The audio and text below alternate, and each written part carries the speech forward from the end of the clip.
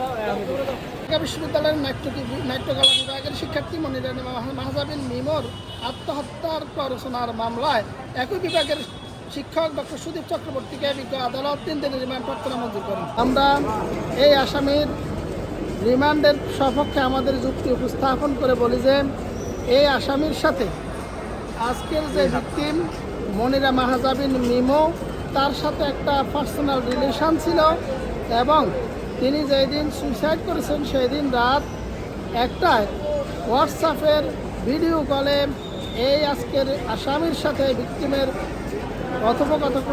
কথোপকথনের বিষয়টি আজকের এই মামলার তদন্তকারী কর্মকর্তা অবগত হয়েছেন।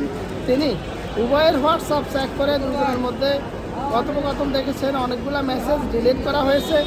এই মামলার সত্য উদ্ঘাটনের জন্য, এই মামলার প্রকৃত রহস্য উদ্ঘাটনের জন্য এবং ন্যায় বিচার নিশ্চিত করার জন্য মামলার তদন্তকারী কর্মকর্তাকে এই আসামিকে 3 দিনের রিমান্ড প্রার্থনা আমরা বিজ্ঞ আদালতে করি। আসামি পক্ষ এই আসামির যাতে রিমান্ড প্রার্থনা মঞ্জুর না করা হয়, যদি দেওয়াও হয় একান্ত জেল গেটে 3 দিন দেওয়ার প্রার্থনা করলে বিজ্ঞ আদালতে আমরা বলি যে বিজ্ঞ আদালত তারা যেহেতু 3 দিন রিমান্ডে চেয়েছেন, জেল গেটে না দিয়ে যদি আসামিকে এই আয়ুর হেফাজতে দেওয়া হয়, অর্থাৎ তদন্তকারী কর্মকর্তার হেফাজতে দিলে প্রকৃত ঘটনা উদ্ঘাটিত হবে এবং এই 306-এর যে আত্মহত্যার যে মামলাগুলো, এই মামলায় আমরা দেখি যে অধিকাংশ মামলাই আসামিরা খালাস পেয়ে যায়। এই মামলায় যদি আসামিকে রিমান্ডে নেওয়া হয় তাহলে মামলার সত্য উদ্ঘাটিত হবে এবং ন্যায় বিচার নিশ্চিত হবে।